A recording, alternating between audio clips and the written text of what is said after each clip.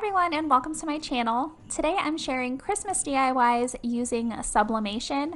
Hiipoo was nice enough to send me all of the materials that I needed to get started with Sublimation. It's a technique that I'm new to trying and so far I'm loving it. It is super easy to do and I'm really excited to share with you all of the Christmas projects that I created. Now let's go ahead and jump right into today's video.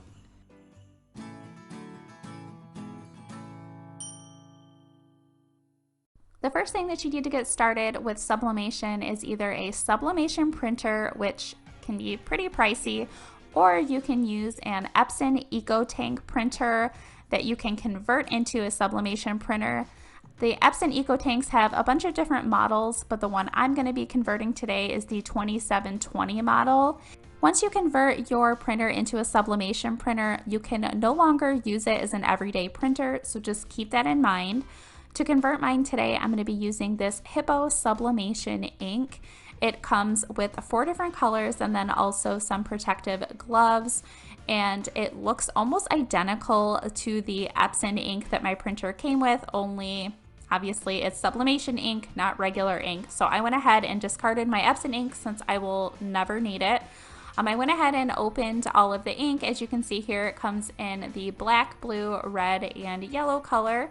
And I'm just going to be putting on the protective gloves that came with the ink so that I can get started on filling my printer with all of the colors of ink.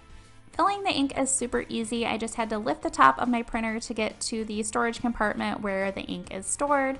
And the first color I'm going to be filling is the black color. I just removed the lid, and as you can see, it has this like little hole at the top, and that's where you're going to be pressing into the actual like little cartridge where the ink is. You don't want to squeeze the bottle at all. You just want to place it right on top of that little space, and then the ink just fills up all on its own. When I was done filling the black ink, then I moved on to the yellow ink. Same way, I just opened the lid and placed the bottle on top of that little opening, and the ink just flowed right into the printer. As you can see on the front of the printer where the ink goes in, it has a little window to show you that all of your ink is either filled up or that you need to refill it. So it shows you all of the levels of ink. And then I continued to do the last ink, the blue one here, and then I did have a little bit of ink left in each one of the bottles, which was nice. The next thing you need is sublimation paper. I'm going to be using the Hiipoo sublimation paper today. It comes at 8.5 by 11 with 110 sheets. On the back of the box of paper that I received, it comes with some really great helpful tips, and then also it shows you which pressure you need when you're doing your heat, and then also which temperatures you need. As you can see, the paper has like kind of a pinkish tint on the back side, and then if you flip the paper over, it has a really like bright white side. You're going to be printing all of your images onto the white side. Then the last thing that you need to get started with sublimation is a heat press like this one that I'm showing here, or you can even use a Cricut Easy Press if you have one of those. Either one will do the job. Then to create all of my designs that I'm going to be showing you guys today, I used a website called canva.com. It has so many great free images and designs that you can use. I pay for the pro plan because I do lots of YouTube stuff with that, but you can definitely use the free stuff on there. This is the first one I'm going to be doing. I created this Merry Christmas picture. Anytime you're going to be doing sublimation where there's text involved, you definitely want to flip or mirror your image so that it doesn't look all crazy when you're all done. I'm going to be creating my own mouse pad today. This is just a plain white sublimation mouse pad that I got off Amazon, and it's really easy to do. I'm first going to be placing some parchment paper down, then the mouse pad, then I'm placing my image face down onto the mouse pad, just making sure it's centered where I want it to be. Then I'm placing some more parchment paper over top of that, and then I'm just doing my heat press. I'm going to be doing my heat press at 350 degrees for 30 seconds. And then once the 30 seconds is all up, I'm just taking the heat press off of my image, removing the parchment paper, and then removing my printed image that was on my paper, and it is now transferred onto my mouse pad. I think the mouse pad turned out super cute. It was really easy to do and would make for a perfect Christmas gift. I ended up doing one a little bit more personalized. I printed a picture of our dog and I'm doing the same thing. I put the parchment paper down, then the mouse pad, the image on top of the mouse pad face down, then another piece of parchment paper over top, and then did my heat press again for the 350 degrees for 30 seconds. And then just real quick, I'm going to show you guys what this one looks like. Since I did this actual photo, I was curious to see what it was gonna turn out like, and I think it turned out beautiful. Again, this would be such a great customized personal Christmas gift, and I just really love how this turned out. Next, I'm doing customized stockings. I'm using 2 of them for my projects today, and they are Sublimation stockings from Amazon. First, I need to heat up my fabric where I'm going to be placing my design for about 10 seconds. And then once I have that all heated up, I then realized I forgot to put parchment paper down, so I needed to put parchment paper down onto my heat pad. I'm then placing my stocking back on top. And then because I didn't want to take a chance of having my ink bleed through onto the back of the stocking, I went ahead and put more parchment paper on the inside of the stocking just to be on the safe side. Then I'm taking the image that I printed out on, and I created it on Canva. I printed it out, and then I'm placing it face side down onto the top of my stocking in the center. And then I'm putting the parchment paper over top of that, and then putting my heat press on the design at 380 degrees for 40 seconds. Once the 40 seconds was up, I then removed the heat press, parchment paper, and the design. And then I'm also adding a name to the stocking. This is my son's name, Austin. I did make sure to mirror the text so that it would be on my stocking the right way. Before I'm placing my image down, I'm just heating up the fabric for about 10 seconds. But I forgot to place my parchment paper inside of the stocking beforehand. If you are going to be doing this, make sure you put the parchment paper in the stocking before, because it was a little toasty when I put my hand in there and you don't want to burn yourself. So once I have it all set, I'm then placing the name in the center of my stocking, and then this time I did not want my paper to move around, so I went ahead and placed heat tape on each side of my paper. And then once it was all ready, I placed the parchment paper on top of my image, and then I did the heat press once again at 380 degrees for 40 seconds. Once the 40 seconds was up, I then removed the heat press, the parchment paper, and again, that image that was taped down. And as you can see, this turned out absolutely beautiful. I ended up doing another stocking for our dog Cooper, and I think that these are just really pretty. Like I had said before, the colors on these are so vibrant, and it was such an easy project. For the next sublimation project today, I'm doing customized ornaments. I'm using these white sublimation ornaments from Amazon. And I do want to show you guys that these ornaments do come with a protective film on top of them. So you want to make sure to peel that off before doing your projects. I did not do that the first time I did one, and obviously my project did not turn out. So now that I have all of the film taken off of my ornament, I can go ahead and start working with it. I printed off this picture of my son and Santa this year. It's not a great image because it was taken with a cell phone, but I still wanted this to be on one of my ornaments. I did cut the circle shape of my image out. You don't have to do this, but I chose to. And I also want to remind you that you do need to mirror your images when you're doing sublimation. So I got it centered all onto my ornament, and then I did use my heat tape to make sure that it was all secure and it won't move around. I then had my parchment paper already down on my heat pad. I placed the ornament down on that, and then the parchment paper over top of my ornament. I then used my heat press at 380 degrees for 40 seconds.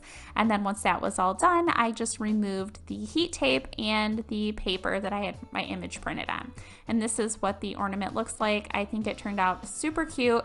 I did end up doing a few more ornaments of images that I did actually create, and then another photo of my son. It was the same thing. You just place the printed image down onto your ornament and then use your heat press for the 380 degrees for 40 seconds. Customized ornaments like these would make for great Christmas gifts, and if you don't have a heat press like the one I'm using in today's video, like I had mentioned before, a Cricut Easy Press works just as well. For the next sublimation project today, I'm going to be doing a mug. So for this one, I have my heat press. This is a combo heat press, so I just removed the top plate portion of this, and as you can see, I have now attached a mug press, and it did come with my heat press. So it just has like the circle shape that you were gonna place your mug in, and then it just hooks up at the top exactly where the plate was. So you just remove the plate and then you just pretty much screw on this mug press. It was super easy to do and only took just probably 1 minute to actually attach the mug press. I am using this white Sublimation mug press, again from Amazon, and then this Ho Ho Ho image. This one was actually already created in Canva, so I'm just gonna be using this one today. I just printed it on my paper and I cut it into a square so it'd be a little bit easier to get onto my mug. I'm placing it image side down onto the mug where I want it to be, and then I'm using some heat tape to make sure that it stays in place. I'm then placing my mug into my heat press, and for this one I did do it a little bit longer. I did it at 380 degrees for 170 seconds because that is what was recommended on the back of the sublimation paper. Then once it was all done, I removed the tape and the paper with the image on it from my mug, and it looks just like this. It's probably best to take the tape and the paper off after it's been cooled down, but I'm a little bit impatient. I think this is, again, a really great gift to give someone for this holiday season, and it is really easy to do. For the next sublimation project today, I'm using one of these 20-ounce tumblers. I've seen these everywhere, and this one is from Amazon. It is a sublimation tumbler, and I printed this Grinch image. I did purchase this one from an Etsy shop, and I'll have all of their information linked down in my description box. They have so many really cute images. But I went ahead and printed this. It was just a little bit easier for me, and I loved this design. I did mirror the image, and then as you can see, it does have like white around because of the way I printed it.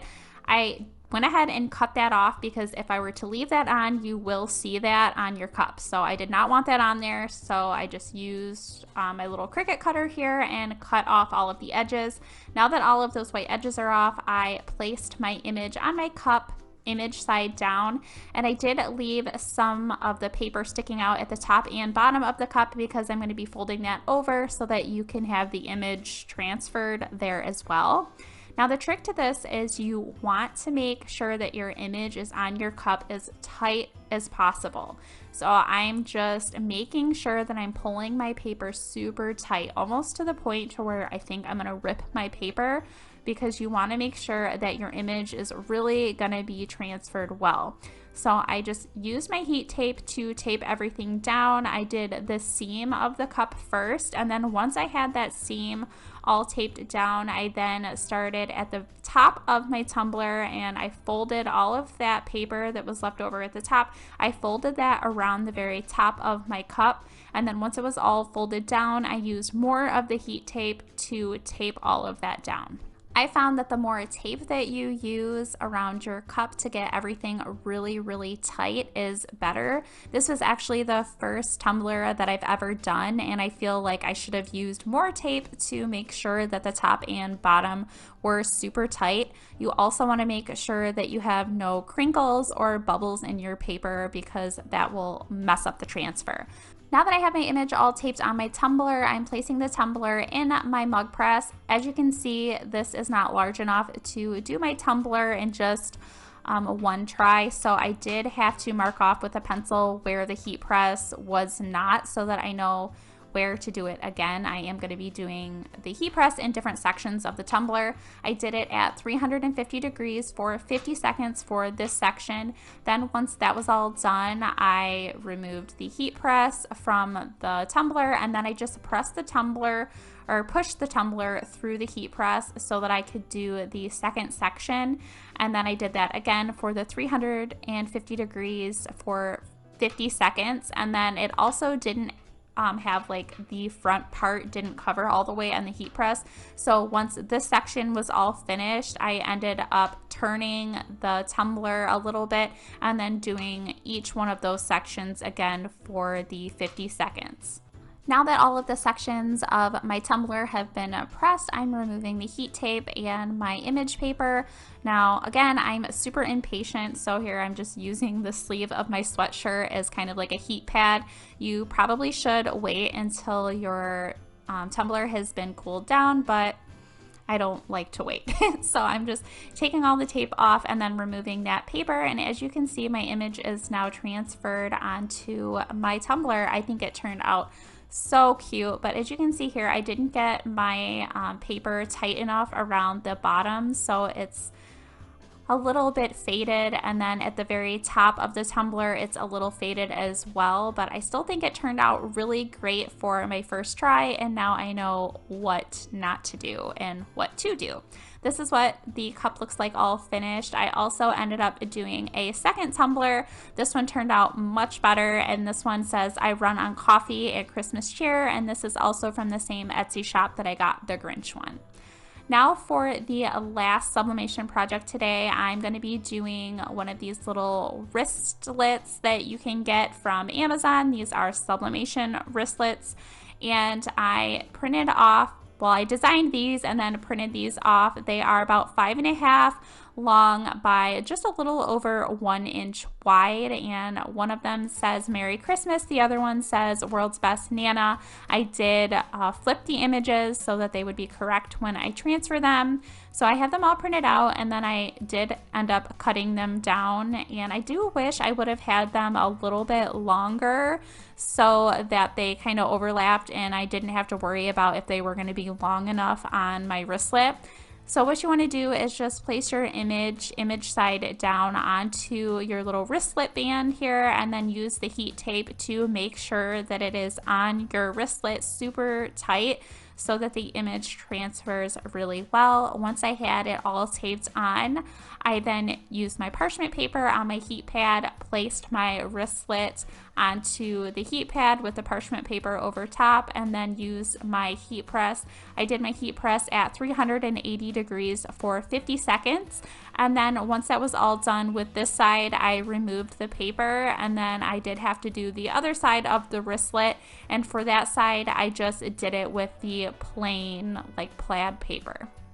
And for the back side, I did the same steps. I placed the plaid image face side down onto the wristlet, taped it down really tight, and then used my heat press.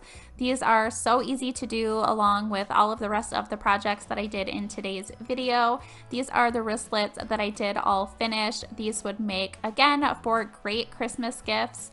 I really hope that you guys enjoyed today's video. If you did, please give it a thumbs up. If you're not subscribed, I hope that you will consider subscribing. Please be sure to hit the notification bell so that you don't miss out on any of my future videos. And is this your first time hearing about sublimation, or are you already into sublimation? I would love to hear what kinds of projects you enjoy doing if you are into sublimation. Thank you so much for watching.